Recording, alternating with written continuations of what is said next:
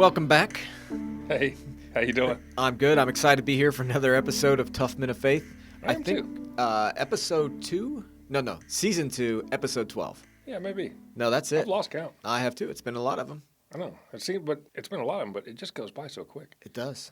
Do you enjoy it? I do. I thoroughly enjoy it. This is a lot of fun. We've been at it a while. Yeah, we're getting there. Over 1,000 downloads now, so I mean. That's pretty awesome. Yeah. Good How week. do you find out that information? Do you have that? Yeah, you can. Producer Blake can pull all that for you. Okay, I'll have to text him. Yeah, text him and see. That's cool. I'm just curious of the stats. Yeah, I just went to the website and counted how many people viewed it, but Really? Count on your hands and your toes? Blake can get you all that technical info. Okay, cool. Anyway, where are we at? Well, we're sitting in the podcast studio here. It's freezing cold outside. I'm supposed to go squirrel hunting this week. You gonna go? I'm willing. I don't know if the other guy, he's one of these guys. Kind of a sissy. Yeah. Yeah. If it's cold out, I don't know if he'll go. Yeah, so. if it's too hot, he's not going. Too cold. Yeah. You want to go? Isn't he a redheaded guy too? No. Oh, okay. I thought he was redheaded. I mean, it kind of looks that way. Okay. Wait, new information, hot off the press. 1,787 downloads. How can you read that from that far away? You have the great glaucoma vision. hasn't killed me yet. Okay. All right. So, are you going hunting this week with me? Possibly. Okay. All right. Yeah, Well, I might actually do that. Sounds good. yeah. You better talk to your wife. Yep. Just Or- don't Dick Cheney me. That's my biggest fear going hunting with you. Oh, getting shot. Listen. Keister. I am not the most careful guy, I know. That's what I'm talking but about. I have a great shot, and you've seen it. I have seen it. So I mean, I hit what I'm shooting for. So if I hit you, Look at you. Didn't Listen, you talk about this I last shouldn't have week? said this just now. Yeah, I said last week I talked about doing your funeral. No, I think last week you talked about this. You said, what did you say? You hit what you're aiming for? Yeah, In like a 7-year time frame, you hit all your life goals. Remember that? I do. Yeah, That was good. Yeah. Anyway. I aim low. Yeah. Great. Don't want to disappoint myself. Huh. Okay, so we are in week 2 of our kind of mini series we're doing on the book of not the book, just a few verses. Yeah, Ecclesiastes. Yeah. We'll get into 3 and 4 today. Yeah. Do you want to read the 2 verses? I we're can. gonna look at? Yeah, you guys ready? Here we go. Verse 3: a time to kill, a time to heal. Hey, wait. That plays into what we're talking about. What's that? You going hunting with me? Great. A time to kill and a time to heal.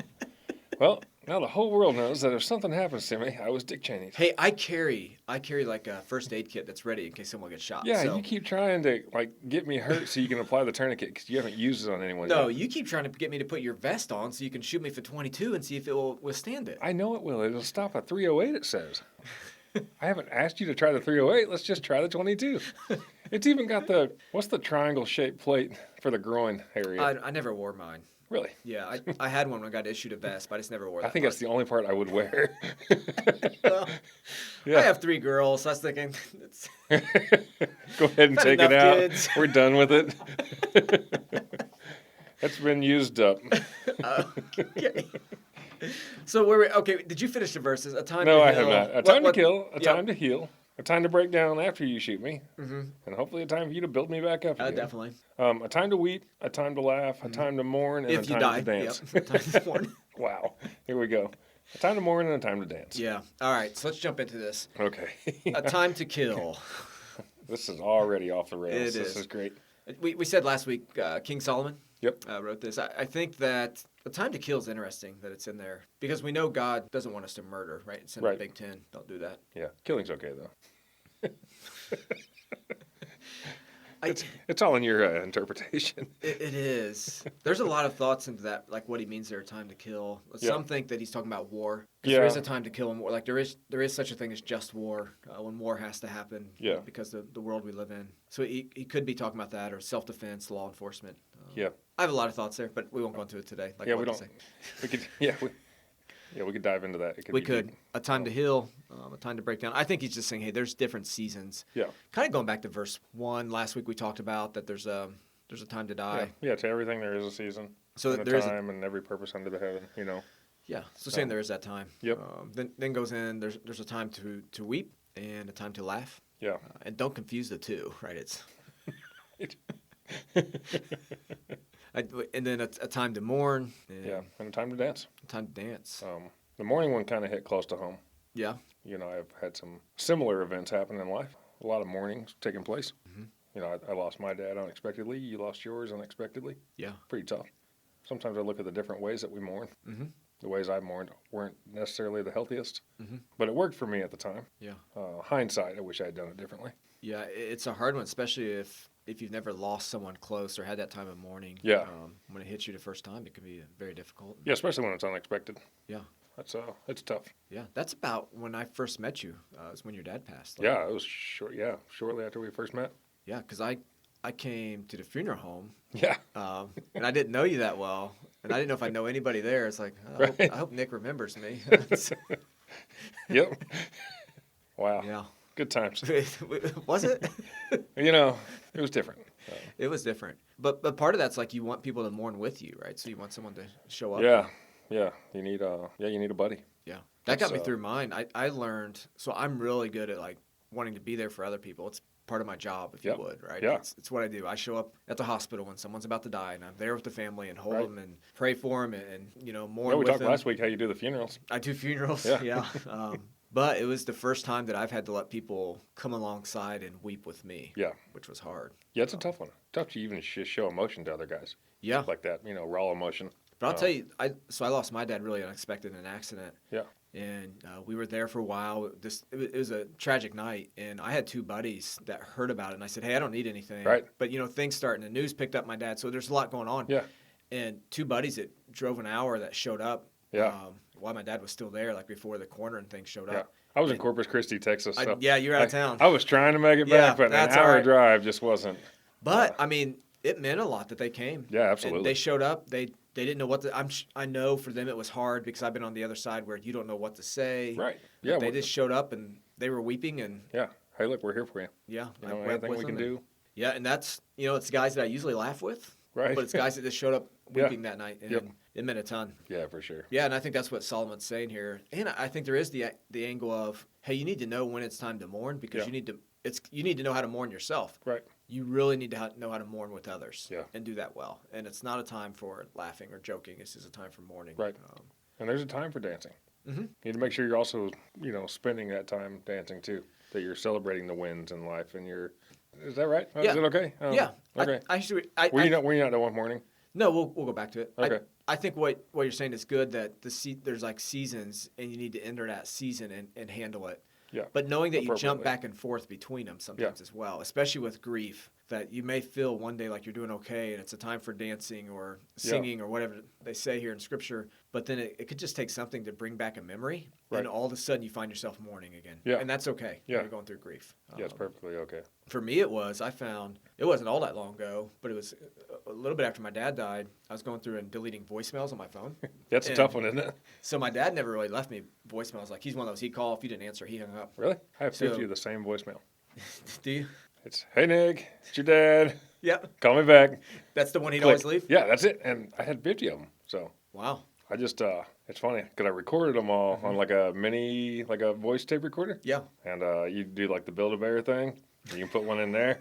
So I gave that one to my sister to make her cry, Yeah. every time she hears it. Yeah. And it's pretty cool. Yeah. With mine, it The was. problem is, it says, hey, Nick, give me a call. And she has to listen to that. Yeah, that's true. I don't have one of those. No, not Mine yet. was he left the phone on because my dad wasn't very good at technology. Yeah. He just started texting a few months before he passed. Okay. But he left his phone on in his truck. Yeah. And because I had connected it through the Bluetooth in his truck. Yeah. And so it was a 5-minute voicemail of my dad talking like he had my kids in the car. Nice. And it starts with because I hadn't answered the phone. And so, my dad just said what he thought. Yeah. So he had a few things to say about me not answering the phone when Right. he was trying to call me. And that's how it started out. Then I heard him yelling at my kids to go do he sent one of them across the road to grab something stupid, which is stuff he would do. Yeah. Right. And so, but it was 5 minutes of Yeah. that. Didn't your dad wrestle an ostrich once or something? Yeah, we did it together. We need to revisit that one day. Maybe we can hit that someday. Okay. We won. Yeah. The ostrich died. So that's all you need to know. Right. For today. But with that, when I first heard that, because I didn't know it was on my phone, it just brought back this emotion of hey, I thought I was doing good, and now all of a sudden I had Yeah. this Tough sinking man will break feeling. down crying. They will. And there's a time for it Yep. to do that. I think there's also what we're trying to say here, I'm trying to say is there's a time for tough men to come around other men and cry with them, Absolutely. is what we need to get. Yep. And it's needed. Yeah. And it's healthy and it's okay. Yeah. And then I think it's okay to just sit there and weep and not say anything. Yep. Or mourn or just sit in silence with them. Yeah. I don't know if you learned Sometimes this. more is said in silence than, Yes. This is something I could probably pick up for all aspects of my life. But sometimes in silence, more is said Yeah. than speaking. Yeah. Talk less. Look Sometimes. at you, Yeah. teaching me new things all the time. I'm not even trying. Right. You know what I learned also during that is I'd hear that people, like someone would go through a time of grief or mourning, they'd say, people say the dumbest things. Oh, yeah. And I never really believed that. I thought, man, you're just kind of sensitive, so that's why you're kind of... Nope. And then I walked through it, and like, people say the dumbest things. Right. There's like, a lot of people I just assume not talk to if there's a time of grief. Yeah. Just make my life easier. Yeah. There are people that ask me questions and be like, what is wrong with you? Like, Right. Do you want punched in the face Yeah, today exactly. or not? Yeah. But, Do you think that this is something I'm even going to answer? Are you kidding me? yeah. I didn't do any of that, did I? No. I didn't think so. Okay. No. Actually, the people close to me didn't. Yeah. But I learned from that. It helped me now more than with others is that I just need to show up, and it's better not to say anything. Yeah, not much has to be said. And just sit there. Just your presence and that you're weeping and mourning with them. Yeah, and you got to be vulnerable during those times. I mean, I did not like going through the mourning phase. Oh, no. I mean, I hated it, but It's it was terrible. so. I mean, we have a buddy that I remember going to his house mainly because we just didn't want to be alone that night at our house, and I fell asleep on his couch just sitting there. Right. No one was talking to me. I just wanted to be in the presence of other people. Yep. And it sounds kind of stupid saying it now, but when I was going through that process, I just sat there and fell asleep on his couch because I was exhausted and mourned, and he just sat there and didn't say anything. Yep. I did the exact same thing. We went to family Christmas the next day. And because your dad passed on Christmas Eve, yeah, right? Christmas Eve. It's funny. Not funny. It's really cool, though. I had some friends show up Christmas Eve. Dad was in the middle of cooking dinner. Mhm. They finished his dinner, cooking it, and then prepared it for, there's 15 of us over there. Yeah. Because it's 5 hours afterwards, 6 hours afterwards, and they fed us. And it was amazing. We got to eat, our last meal cooked by my dad, we got to eat it that evening, which was great. I didn't know that. I knew he passed away cooking the Christmas Eve dinner. So I forget what I was going with that. But, next day, we kind of went to family Christmas, and same thing. I just kind of ended up falling asleep on their couch. I don't know. Maybe I just wanted to be alone at home. But they just left me alone in the other room so I could just have some time to myself. Yeah. I was still around other people, and it worked. They came and sat with me and did things like that, but they didn't say much, and it was just good. Yeah. That's what I love about scriptures is telling us, like, hey, you need to be ready for this season, and you need to endure that season. Yep. What is it you're going to learn through this season? What is God teaching you through this season? I'm so good at the laughing. I'm not very good at dancing. Yeah, I'm not either. But I don't mind being around during the dancing season. Yeah, I'm really white when it comes to dancing. Yeah. But it's funny. Go ahead. My wife's grandparents are dancers. Are they? And they're in their, 80s. They're line dancers, swing dancers. They're amazing. Do you ever go dancing like you and Rachel? No. You should take her dancing. No. It's like I have 4 left feet. There's this place not far from here that has, Friday night swing dancing. Really? And a lot of people Maybe we should do that as a triple date night. No. Producer Blake, you in? RT, you No, in? I was suggesting it for you guys. I'm busy about every Friday night. Yeah, I am Blake's too. probably a dancer. Yeah. He's built like a dancer. Yeah, I don't know what that means. Tiny dancer, like the song. Where are we going? I don't know. Mourning well. Yeah. All right, so let's start to make this practical. Yep. So how do you mourn well with others? I know we've said a few things, but as we're starting to wrap this up. Yeah. How do you I was mourn asking well with you. others? Oh, you were asking me. Yeah, that was a question for you. I think just being present is just a number one best start. Just be present. Yeah. Be attentive, be present, be intentional. Yeah. I think it kind of starts and ends there. Like, hey, be there and don't say anything stupid. Yeah. Right? So you're better off to keep your mouth shut, be there. Find out what you can help out with. Don't push too hard.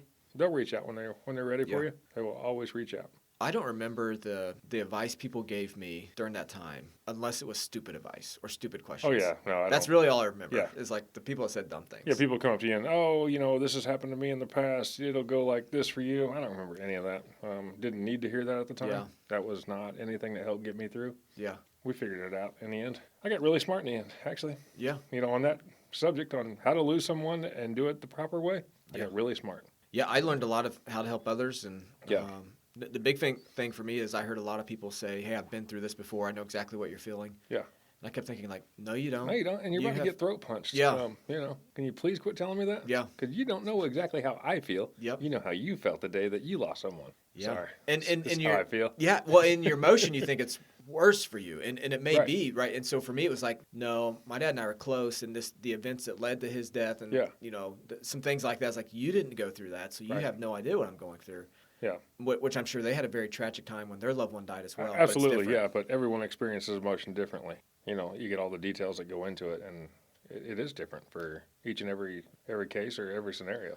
Yeah. So here's my advice to guys is that I know, so we're talking directly like to guys. Yeah. And this is where I think guys struggle, is that you need to show up. If someone you know is mourning or grieving, and it doesn't have to be death, it could be something else that they're going through their mourning. My wife's friends, they did really well during this time. Really? Like they are there, bringing her coffee. Nice. Sitting next to her. And I've seen that because I think that sometimes women are more nurturing and they just jump in right there. Yeah. And sometimes as men, and I've been in this, like man, I'll probably be imposing if I show up or invite him over. So I'm just going to kind of stay away. And it's not a lack of caring. Right. But it's, so even like going to your dad's funeral. Right. I remember thinking, I don't know, should I go? I don't really know Nick that well. Yeah. It's like, no, I'm probably just going to show up. Yeah. And yeah, you did. And you brought a friend. And, it was hugely appreciated. Yeah. I don't want to give a plug for an older podcast here that we recorded, but do you remember the Matt Barnes interview? I do, yeah. Didn't he show up to your dad's funeral or something? Yeah, not the funeral, but the church my dad was at. He saw it on the news that this guy had passed, and he just went back to the church. Yeah, he saw that a pastor had passed. Yeah. And, he wanted to reach out to the church just to see what he could do for the church. Yeah, and he just started going every week for several months just to show up. So, I'd encourage you guys, go back and listen to that episode because we talked to him a lot about that because he showed up at the FedEx shooting. Yeah. The mass shooting took place here in Indianapolis. Yep. He was there at the airport that night when families were finding out. Yeah, he just showed up. And so that'd be a great one to go back and listen to. That's something I've struggled with in the past is just showing up. I will reach out. I will try and text. I will try and call. But I know from experience now, I'm not going to reach out, or someone's not going to reach out to me, and I'm going to say, oh, yeah, come over and hang out, or come over and let's, And I wish that more people would just show up and just, hey, man, I'm just going to intrude, actually. And but I'm going to sit here with you a while. And you're either going to get over it, or you're going to leave, and I'm going to just be stuck here. A good friend of mine lost his daughter a few years ago. Yeah. And same thing. 20 people showed up at his house every day. Some of them would stay the night. Some of them would stay for a couple hours and leave. But these same 20 people showed up for 2 or 3 weeks. And, everybody brought food, everybody brought drinks. And we just made sure that they were okay because, what a tough time of mourning. Yeah. Well, I never asked one person to come over and sit with me or to hang out. I know. Anybody text me over. No, I'm good. Like, I don't need anything. No, don't bring me anything. Yeah. People like, do you want to bring you coffee? No, don't bring me coffee. I'm good. I got coffee here. Yeah. But there's some people that showed up with coffee. Right. So, so encourage you guys, like, hey, it's uncomfortable. But friendship is hard. Like, Yeah, it is. It's not always easy. It's doing those things that makes you vulnerable. Yeah, right? Exactly. Sticking yourself out there. Yeah, it seems like I've learned since that, in mourning, be the friend that steps on toes a little bit. It's okay. Yeah. And when they're tired of you getting their toes stepped on, they'll say, hey, look, I'm tired of you getting my toes stepped on. Can you stop that? Well, if you're a good friend, you'll probably know when they're ready. Yeah, you should. Right? Yeah. Like I could tell because you and I are getting closer, right? When your dad passed. Yep. There were days I could tell, hey, Nick's really doing okay today. He's at work. He's back, but then maybe something brought back a memory, and Nick really needs a friend today. Yeah, exactly. So, yeah, but you got to be close enough to someone in order to make that happen. Absolutely. So. Yep. Yeah. Kind of goes back to the whole battle buddies and friends that hold you accountable kind of thing. People that'll ride the storm out with you. There's REO Speedwagon plug, Blake. Every time there's a hurricane in Florida and my friends are in the line for it, I would just go to YouTube, send them the link to the REO Speedwagon riding the storm out. Well, this has been a good podcast. It has been great. Let's wrap it up that way. It's not the plan that I thought we'd go today. It's been a little bit of a heavier one. I didn't plan on talking about mourning today, but I think it's good. Yeah. It's good. All right. So next week we're going to continue working on.